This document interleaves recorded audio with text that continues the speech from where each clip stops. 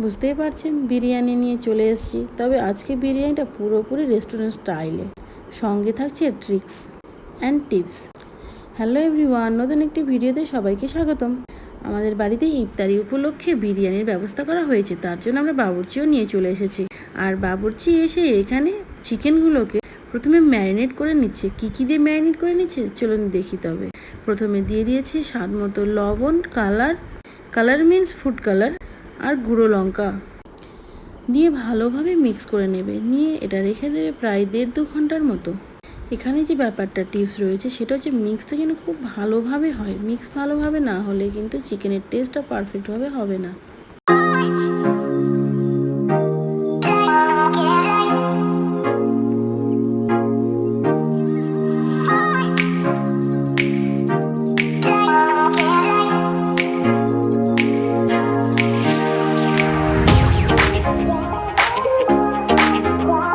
যতক্ষণ মাংসটা ম্যারিনেট হচ্ছে ততক্ষণ আলুগুলোকে ভালোভাবে সেদ্ধ করে নেওয়ার জন্য চলে এসছে।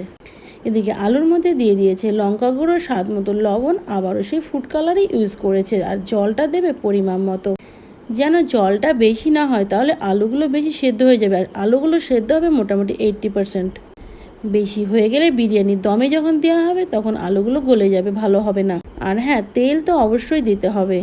আলু ভাজা হয়ে গেছে, এবার কড়াইয়ে আবারও বেশি করে তেল দিয়ে দিচ্ছি চিকেনটাকে ফ্রাই করার জন্য।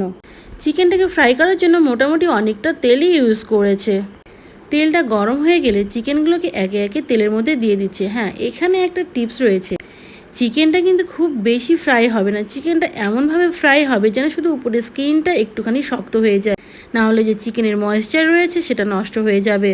চিকেন ভেজে নিয়ে সব কমপ্লিট করে এদিকে চলে এসেছে বিরিয়ানিটাকে সাজানোর জন্য বা দমে দেওয়ার জন্য। তার জন্য প্রথমে এখানে চিকেনগুলোকে ভালোভাবে সাজিয়ে নিচ্ছে।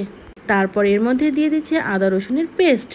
মশলাটা কিন্তু বেশ অনেকটা পরিমাণে ব্যবহার করছে, বাড়িতে কিন্তু আমরা এতটা ব্যবহার করি না। তারপর এর মধ্যে দিয়ে দিচ্ছে বিরিয়ানি মশলা, আর এর মধ্যে আবারও দিয়ে দিচ্ছে টক দই। টক দইটা অনেকটা পরিমাণেই দিয়েছিল, তবে এখানে কোনো ঘিয়ের ব্যবহার হয়নি, যা ব্যবহার করেছে পুরোটাই তেলের ব্যবহার। আর সবটাই করেছে সাদা তেলে, কোনো রকম সরিষার তেলের ইউজ হয়নি। এবার সব মশলাগুলোকে ভালোভাবে মিশিয়ে নিচ্ছে, আর মেখানোর সময় গরম জল ইউজ করছে। মশলাগুলো ভালোভাবে মাখানোর পর এই মশলাগুলো চিকেনের গায়ে ভালোভাবে লাগিয়ে দেবে।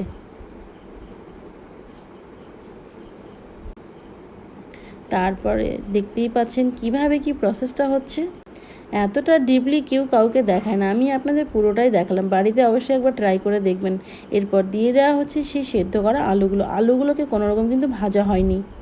এবার একে একে আলুগুলোকে সাজিয়ে দেওয়া হচ্ছে। সাজিয়ে দিয়ে সঙ্গে সঙ্গে কিন্তু এর মধ্যে ভাত দেওয়া হবে না, এটাকে আবার ভাপে রেখে দেওয়া হবে।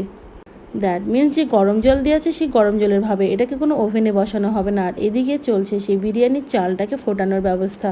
চালটাও মোটামুটি 70 থেকে 75% ফুটিয়েছে। তারপরে বিরিয়ানির চালটা দেওয়ার পরে এখানে আবারও ইউজ করছে তেলটা বেশ অনেকটা পরিমাণে ইউজ করছে, যেটা বাড়িতে আমরা কখনোই ট্রাই করি না। বেরেস্তা দেওয়ার পর ভালোভাবে ঢাকনা দিয়ে ভাপে রেখেছি প্রায় 1.5 ঘন্টা মতো। তাহলে রেডি হয়ে গেল দোকানের মতো রেস্টুরেন্ট স্টাইল পারফেক্ট বিরিয়ানি। যদি আমার এই ভিডিওটি ভালো লেগে থাকে তাহলে অবশ্যই আমার চ্যানেলটি সাবস্ক্রাইব করতে ভুলবেন না, আর কমেন্ট, লাইক, শেয়ার করতে ভুলবেন না। আজকে এখানেই, দেখা হচ্ছে অন্য কোনো ভিডিওতে। ততক্ষণ ভালো থাকবেন, সুস্থ থাকবেন। আবারও আসবো খুব তাড়াতাড়ি।